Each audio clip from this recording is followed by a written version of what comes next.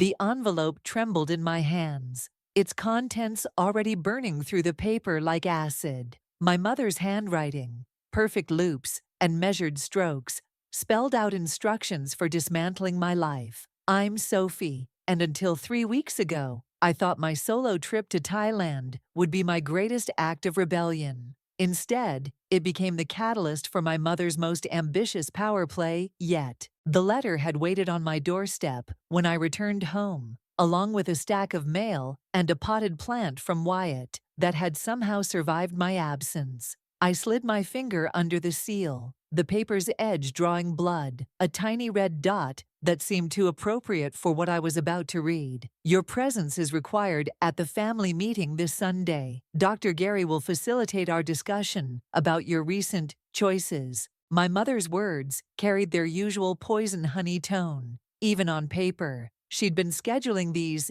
interventions since I was 16, each one designed to realign me with her vision of perfect family harmony. I dropped onto my couch, the leather cool against my bare legs. My phone buzzed, a text from my younger sister. "Mom's on the warpath, says you've gone too far this time." I typed back, "What's she telling everyone?" The dots appeared, disappeared, appeared again. "That you abandoned Emma's graduation prep to chase some spiritual awakening. She's got Kelly convinced you're having a breakdown." Of course she did. My mother had always excelled at crafting narratives that painted her as the concerned parent, while simultaneously destroying any credibility I might have. The fact that Emma's graduation was still 4 months away, or that I'd specifically planned my trip during her school term, wouldn't matter in my mother's revised version of events. I called Wyatt. "Tell me I'm overreacting," I said when he picked up. "You're not." His voice carried the weight of 20 years of witnessing my family's dysfunction. "I found something while you were gone, about Dr. Gary." My stomach clenched. "What kind of something?" "The kind that explains why he's always backed your mother's plays. Come over, you need to see this yourself." I glanced at the letter again, at the meeting time written in my mother's precise hand. "Sunday, 2 p.m. 3 days to prepare. Give me 20 minutes, I said. The drive to Wyatt's apartment gave me time to think. Each mile marked another memory. My father's vacant stare whenever I begged for support. Kelly's strange satisfaction whenever my mother tore into me. Emma's growing distance as she absorbed the family poison. Wyatt waited in his doorway, holding a manila folder. "Remember when you mentioned Dr. Gary seemed too invested in your family dynamics?" I nodded, following him inside. I did some digging. He spread several papers across his kitchen counter. "Look at the dates on these consultation notes." The timestamps showed sessions dating back 15 years, long before my first official meeting with Dr. Gary. Notes in his scratchy handwriting detailed strategies for maintaining family cohesion and managing resistant elements. "He's been coaching my mother?" My voice sounded distant, even to myself. "Worse." Wyatt pointed to a paragraph near the bottom. "He's been teaching her manipulation techniques. There's a whole methodology here: isolation, gaslighting, emotional leverage points. Sophie, this isn't therapy, it's a playbook." The room tilted slightly. I steadied myself against the counter, my fingers brushing the papers that documented years of calculated control. "My father must know," I said, but even as the words left my mouth, I doubted them. "There's more." Wyatt hesitated. "Kelly's name is in here too. She's been meeting with him separately for months." The pieces clicked together. Kelly's recent hostility, her eager participation in my mother's schemes, the way she'd been poisoning Emma against me. I gathered the papers, my hands steady now. "I need copies of everything."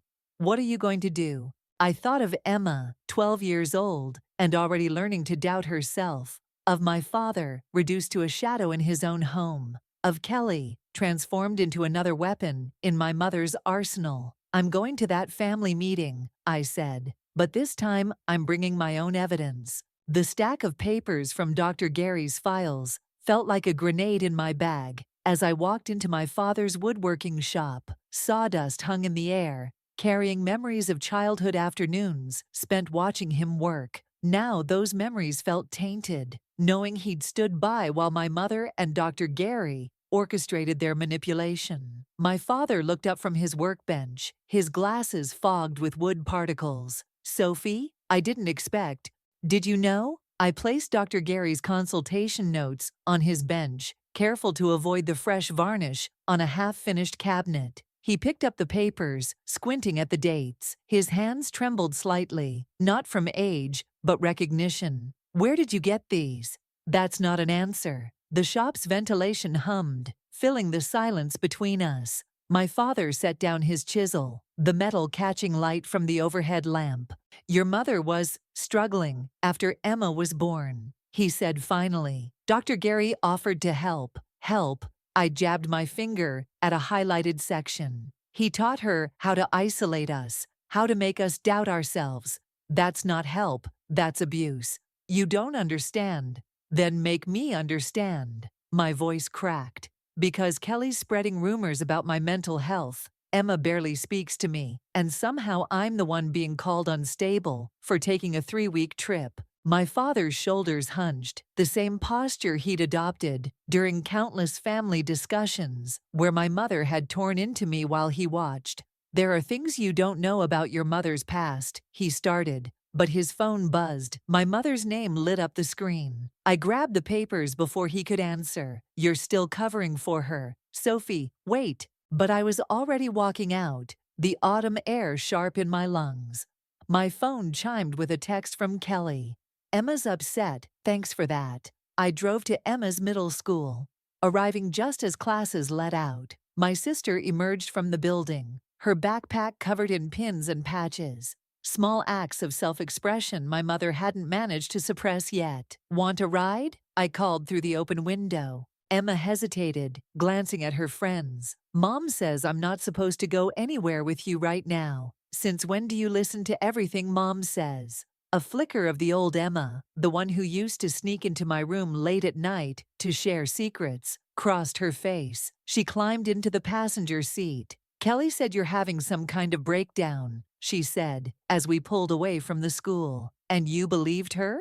Emma fiddled with her backpack strap. I don't know what to believe anymore. Mom keeps saying you're trying to tear the family apart, but you're the only one who ever asks what I want. I pulled into the ice cream shop where we used to celebrate report cards. What do you want, Emma? She stared at her hands. I want to know why Mom has all these rules about who we can talk to and what we can say. I want to know why Dad never disagrees with her. Her voice dropped. I want to know if we're crazy for questioning it. We're not crazy. I reached into my bag and pulled out an old sketchbook. My childhood drawings, filled with the unfiltered observations of a young girl watching her family's dynamics. I want you to have this. Emma opened the book, her eyes widening at the familiar scenes captured in crayon and colored pencil. Our mother's different faces for different audiences, our father's shrinking presence, the way our family photos never matched our reality. I drew these when I was your age, I said. When I started noticing things didn't add up. A car horn blared outside. Through the window, I saw Kelly's SUV pulling into the parking lot. Mom asked me to pick up Emma, she said, through the open window, her smile sharp as broken promises. We wouldn't want her to be late for her therapy session with Dr. Gary. Emma clutched the sketchbook. You never said anything about therapy. It's just a check-in, Kelly said smoothly. Your mom's concerned about recent influences. I watched my sister slide into Kelly's car, the sketchbook hidden in her backpack. As they drove away, my phone buzzed with a text from Wyatt. Found something in Gary's files about your father.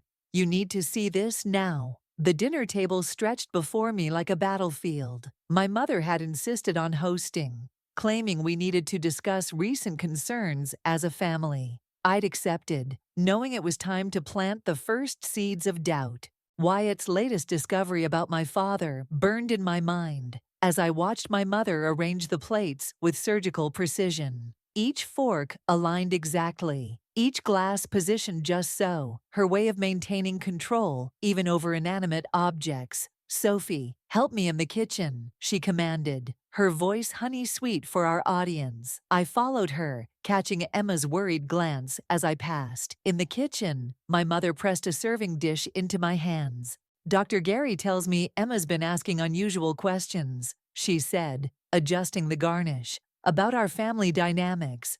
Maybe she's developing critical thinking skills. My mother's hands stilled. I know you gave her something. A book? Just some old drawings. Art therapy was a mistake, she murmured, more to herself than me. It made you too observant. Kelly burst through the kitchen door, her timing too perfect to be coincidental. Emma's crying in the bathroom, something about not wanting to see Dr. Gary anymore. My mother's mask slipped for a fraction of a second, revealing something raw underneath. Fear, maybe, or recognition. I'll talk to her, I said. But Kelly blocked my path. Haven't you done enough? The serving dish grew heavy in my hands. Like you did enough when you told everyone I was having a breakdown. Girls, my mother's voice carried that familiar warning tone. Emma needs stability right now. Sophie, your accusations aren't helping. They're not accusations when I have proof. I set down the dish. Did you know Dr. Gary's been treating Kelly for years? Without disclosing his connection to our family. Kelly's face paled. My mother's fingers twitched toward her neck, a tell I'd noticed in childhood, signaling when her control was slipping. That's confidential information, Kelly snapped.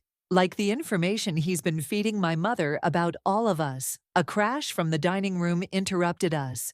We rushed out to find Emma standing over a shattered water glass, my father frozen in his chair. I don't want to go to therapy, Emma announced, her voice shaking. I saw the notes in Sophie's sketchbook about how Dr. Gary helps Mom control us. My mother recovered first. Sweetheart, those drawings are just Sophie's interpretation. She's always had an active imagination. Stop lying. Emma's words cut through the room. I found more notes. In your study. The silence that followed felt electric. My mother's perfect posture cracked slightly. Kelly, she said, take Emma upstairs. No. Emma backed away. I want to know why there are instructions about how to make us doubt ourselves, why there are strategies for isolating us from friends. Kelly moved toward Emma, but stopped when she saw what my sister held. A familiar manila folder. Where did you get that? Kelly's voice had lost its accusatory edge. Your car. When you took me to Dr. Gary's office. Emma opened the folder. There are notes about you too, Kelly. About how to keep you angry at Sophie. My mother took a step forward. Emma, you don't understand. I understand enough. Emma's hand trembled as she pulled out a paper, like this note about Dad. About something that happened before I was born?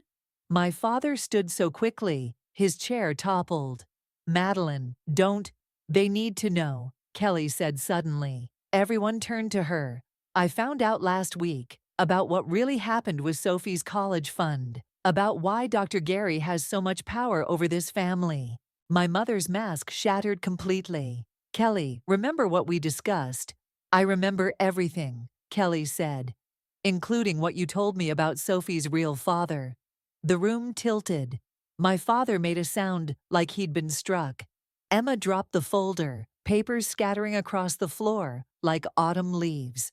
My phone buzzed, Wyatt, probably with more revelations from Dr. Gary's files, but I couldn't look away from my mother's face, watching as decades of careful manipulation began to unravel. Well, my mother said, smoothing her napkin with trembling hands, I suppose we should all sit down. There are some things you need to understand about our family's history. Emma moved to stand beside me, her small hand finding mine under the table. Whatever truth was coming, we'd face it together. The truth about my father, or rather, the man I'd thought was my father, lay between us like shattered glass. 3 days had passed since the dinner revelation, and I sat across from Kelly in a quiet corner of her apartment, watching her hands shake as she opened her laptop. Your mother's been moving money for years, she said, turning the screen toward me. Look at these transfers. The spreadsheet showed a pattern. Regular payments from a trust fund I'd never known existed, all flowing into offshore accounts. My college fund, Kelly nodded. And Emma's. But that's not the worst part. She clicked another tab. Dr. Gary's been getting monthly payments too, far more than his usual therapy fees. Blackmail. Insurance. Kelly's voice had lost its usual edge. He knows everything about everyone, including what happened between your mother and your biological father.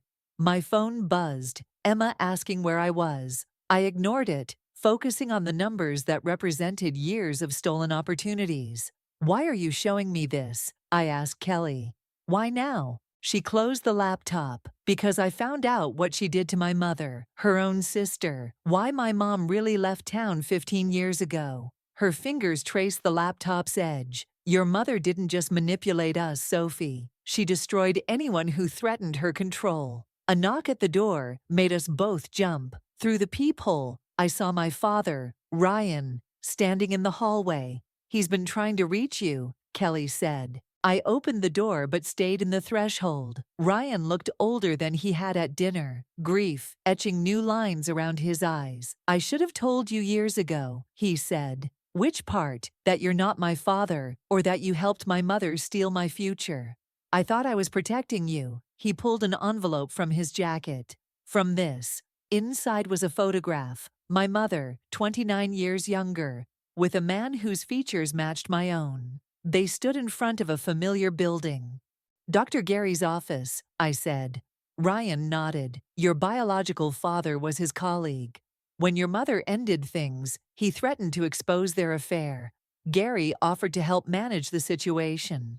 By manipulating everyone for the next 3 decades. By keeping the family together. His voice cracked. I loved you like my own, Sophie. I still do. Love doesn't stand by while someone destroys their child. My phone buzzed again, this time with a text from Wyatt. Emergency, your mother's at Emma's school. Cold fear gripped my chest. What's she doing there?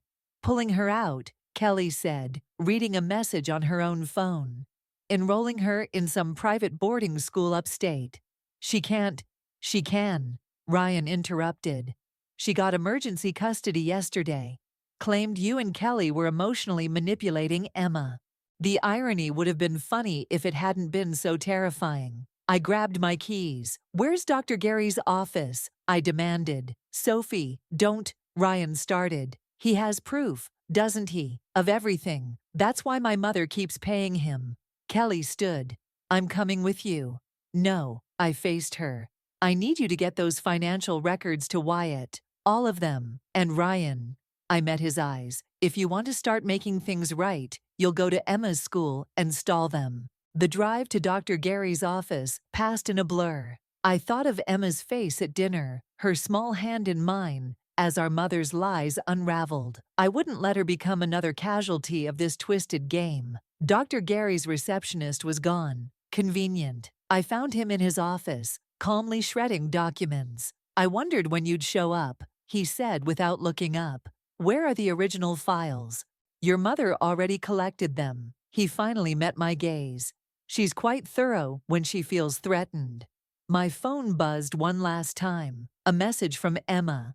Mom says I'm sick like you, that I need special treatment. Please don't let her send me away. I looked at Dr. Gary, still feeding paper into the shredder, and made my decision. Sometimes, I realized, the only way to fight manipulation was to become the better manipulator. How much? I asked. To tell me everything? Dr. Gary's price was steeper than I expected. Not in money, but in truth. He sat across from me, a recorder between us. His smile carrying the practiced warmth of a career manipulator. Your mother wasn't always like this, he said, pressing record. She came to me 28 years ago, desperate to hide her own mother's institutionalization. Mental illness can be hereditary. The implication hung in the air like poison. My phone buzzed again. Wyatt, warning that my mother was heading to Dr. Gary's office. We had minutes. At most. The files, I pressed. Where are they?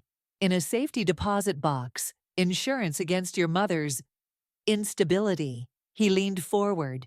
But I'm more interested in what you'll do with them. You're becoming quite the manipulator yourself. A car door slammed outside. Through the window, I saw my mother's silhouette approaching the building. The key, I demanded. Now. First, tell me, have you experienced any episodes, blackouts, moments of lost time? The office door burst open. My mother stood there, Emma behind her, tears streaking my sister's face. I knew you'd try something like this, my mother said. Always so predictable, Sophie. Like sending Emma to boarding school. That's your solution. It's treatment. My mother's voice carried that familiar, reasonable tone that had gaslighted us for years. The same treatment that helped me at her age. The pieces clicked together. You were institutionalized, too. Your grandmother's genetics, Dr. Gary interjected smoothly. The family curse, one might say. Emma tried to move toward me, but our mother's grip on her shoulder tightened. Tell her, mother, I said. Tell Emma how you're recreating your own trauma, how you're turning into the monster you feared. I'm protecting her. The mask slipped, revealing something desperate underneath. From becoming like you? Kelly appeared in the doorway, holding a manila envelope. I have the trust fund documents and the records from your mother's institutionalization, Madeline, the real ones. My mother's face drained of color. Where did you... Your sister, my mother, kept copies. Insurance, she called it. Before you drove her away, Emma twisted free, running to my side. I pulled her close, feeling her trembling. You're not protecting anyone, I said. You're perpetuating a cycle of abuse, and it ends now. You don't understand what it's like. My mother's composure shattered completely. The voices, the fears, the constant need to control everything before it controls you.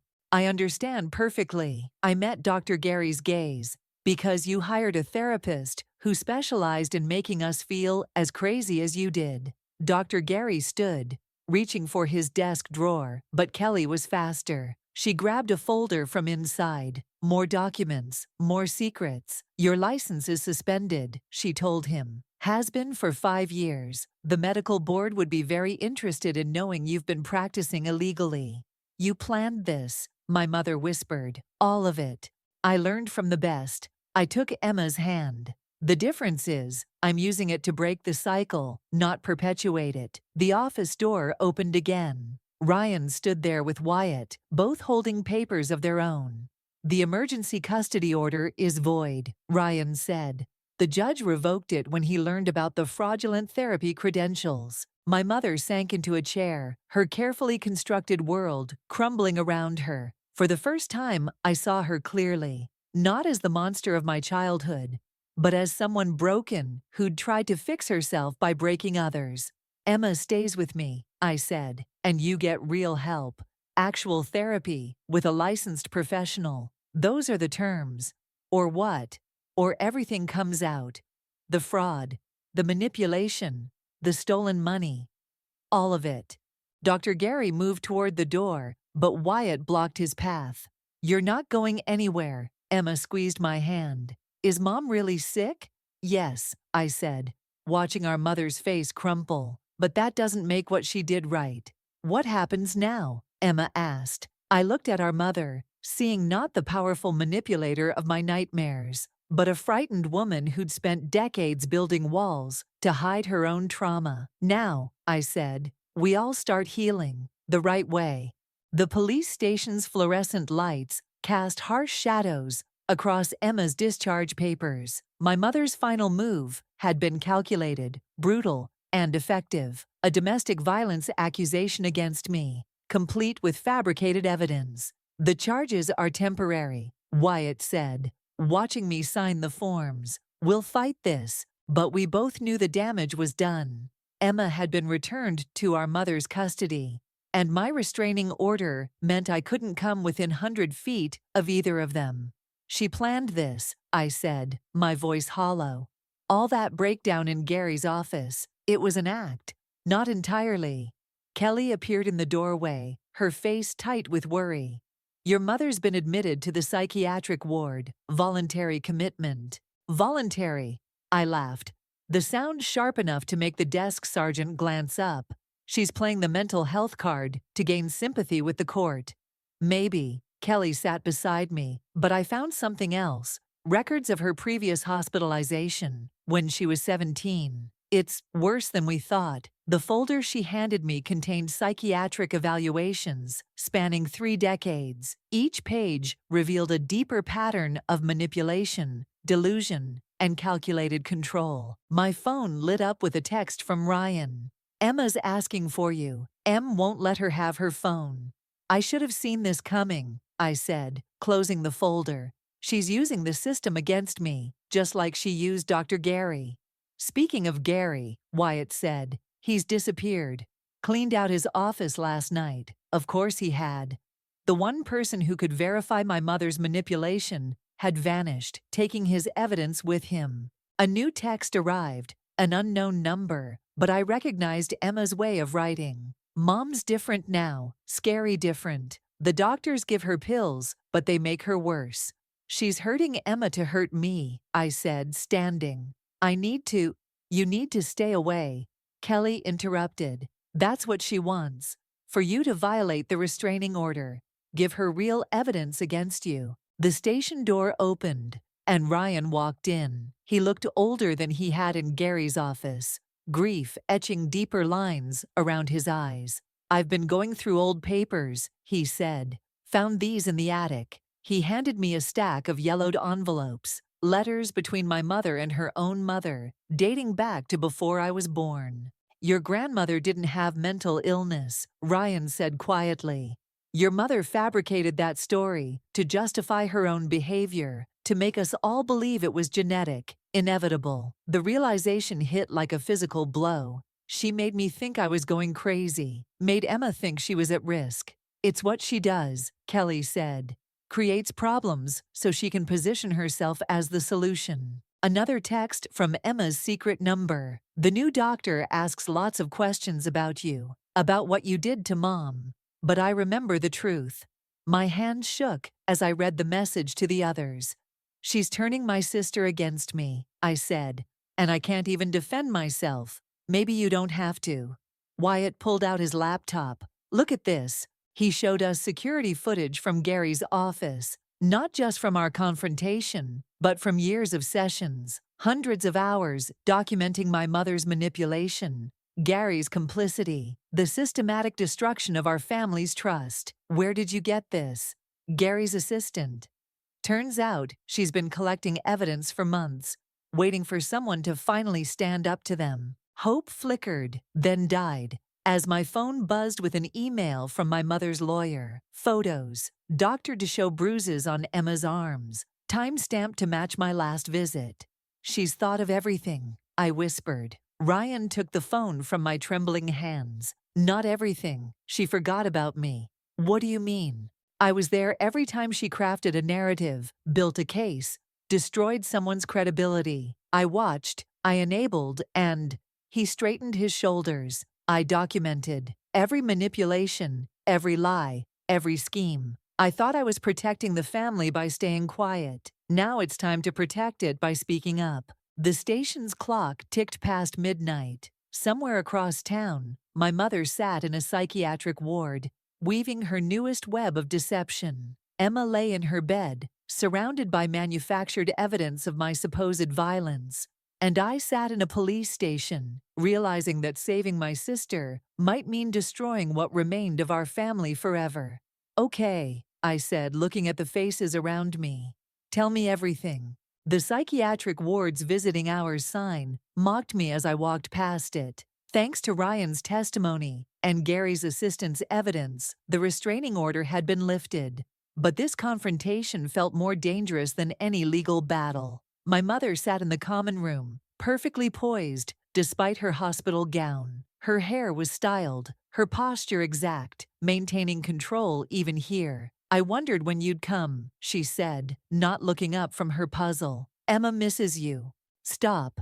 I placed Ryan's documentation on the table between us. "No more manipulation, no more games." She examined a puzzle piece. "The new doctor says I'm making excellent progress, acknowledging my trauma, processing my grief."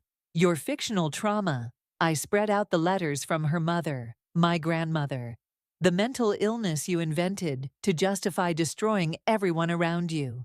Finally, she looked up. Something flickered behind her eyes. Not guilt or shame, but calculation. You don't understand what it's like, she began. But I cut her off. To feel powerless, to question your own sanity. Actually, I do. You made sure of that. The door opened. Kelly entered with Emma, who carried a familiar sketchbook. My childhood drawings.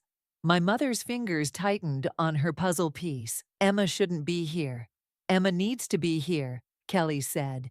She needs to understand what you did to her sister, what you were planning to do to her. Emma opened the sketchbook. I found more drawings, Mom, in the attic. Sophie wasn't crazy. She was documenting everything. Sweetheart, my mother's voice carried that dangerous sweetness. You know your sister isn't well. Stop lying. Emma's voice shook, but held firm. I recorded our sessions with Dr. Gary. The ones where you told him to convince me I was sick like Sophie. The puzzle piece snapped in my mother's hand.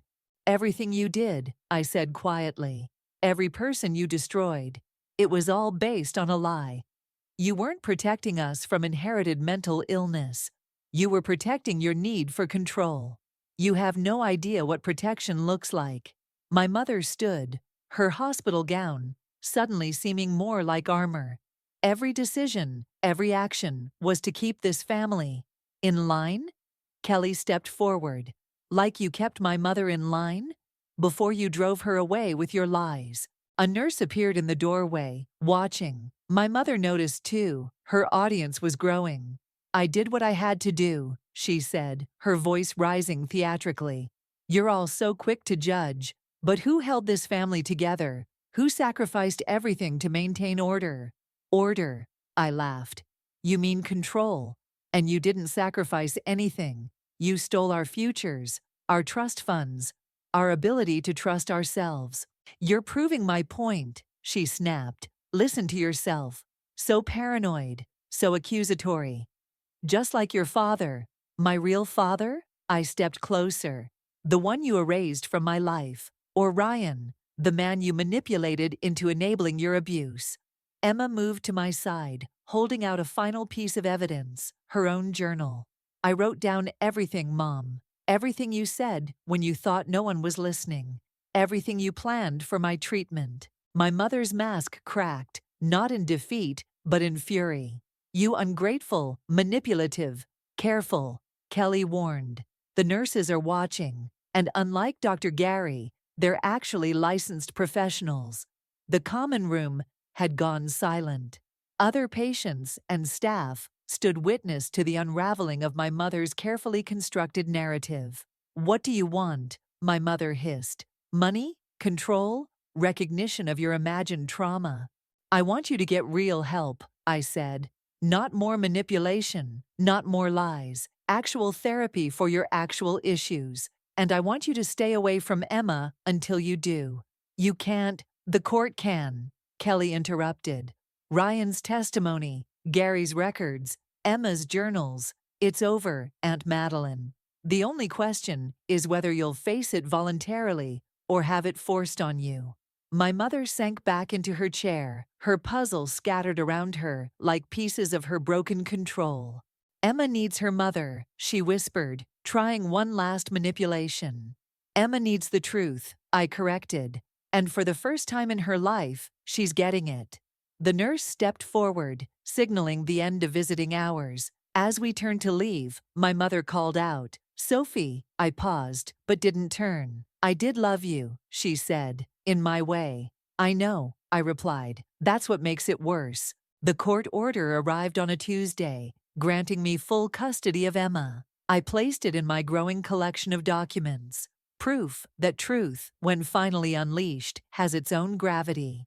Emma sat at my kitchen counter, homework spread before her, occasionally glancing at her phone. Our mother's weekly supervised calls were scheduled and structured now, monitored by her new therapist, a real one this time. She asked about you again, Emma said, not looking up from her math problems. Said she's been writing letters. The letters sat unopened in my desk drawer, each envelope bearing the psychiatric facility's return address. 37 so far, one for each day since the court hearing. Kelly appeared in the doorway, carrying a box of old photos. Found these at Ryan's house. Thought you might want to see them before we sort through everything. The photos showed our family's carefully constructed facade, perfectly posed holiday gatherings, meticulously documented achievements, manufactured moments of harmony. But now I could see the tension in every smile, the fear behind each staged scene. Dr. Gary's replacement called, Kelly said, sitting beside Emma. They're building a case against him. Found 6 other families he helped manipulate. 7, I corrected, thinking of the message I'd received yesterday. His assistant found another one. Emma pushed aside her homework. Do you think Mom really believes her own lies? I think she believed in her version of protection, I said, choosing my words carefully. But believing something doesn't make it true. My phone buzzed. A text from Ryan. Found more financial records. M had accounts we never knew about. Want to see them? I typed back, no, give them to the lawyers. Some truths didn't need my witness anymore. Some battles could be fought by others. Wyatt's here, Kelly announced, glancing through the window. He carried a familiar manila envelope, the last of Gary's files, recovered from his abandoned office. Don't, I said, when he tried to hand them to me. I don't need to know everything anymore. Emma looked up from her phone. Mom's therapist says she's making progress, real progress this time. The words hung in the air, heavy with possibility and doubt. I thought of my mother's last letter, still sealed. When you're ready to understand. You don't have to read them, Kelly said, watching me eye the drawer where I kept the letters. No one would blame you for burning them all. I know. I pulled out the latest envelope, turning it over in my hands. But maybe understanding isn't the same as forgiving. Emma slid off her stool and hugged me. Not the desperate embrace of a scared child, but the conscious choice of someone learning to trust her own judgment. We're going to be okay, she said. Different, but okay. Kelly gathered the photos, pausing at one from years ago. All of us at a family picnic. My mother's hand gripping my shoulder just a little too tight. What should we do with these? She asked. Keep them, I said, as reminders, not of what was, but of what we'll never allow again. Wyatt set Gary's files on the counter. The police found him, by the way, in Mexico. He's being extradited next week.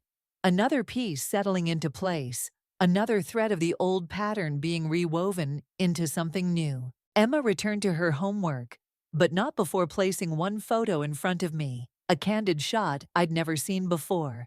In it, my mother stood alone in our old backyard, looking lost in a way she'd never allowed anyone to capture. Maybe that's who she really was, Emma suggested, before she decided to become someone else's nightmare. I studied the image, seeing not the monster of my childhood or the patient in the psychiatric facility, but something more complex, a woman who'd twisted protection into poison, love into control. Maybe, I agreed, placing the photo face down, but we get to decide who we become now. The afternoon light stretched across my kitchen counter, touching the court orders, the old photos, the unopened letters, artifacts of a battle fought not with weapons, but with truth. Outside, the world continued its steady spin, indifferent to our small victory over inherited darkness. Emma looked up from her homework. Sophie, I'm glad we chose truth. Me too, I said, and for the first time in years, the words held no hidden meaning, no subtle manipulation, no secret pain. They were simply, finally, true.